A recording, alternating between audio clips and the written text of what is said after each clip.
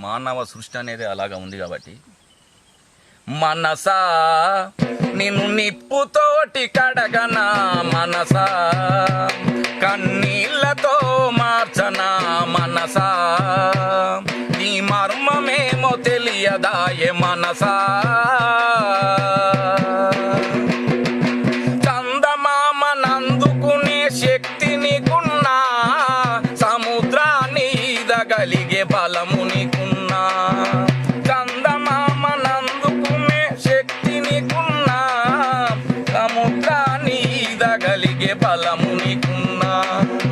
ఎదుటివారు ఎదుగుతుంటే ఓర్వవెందుకో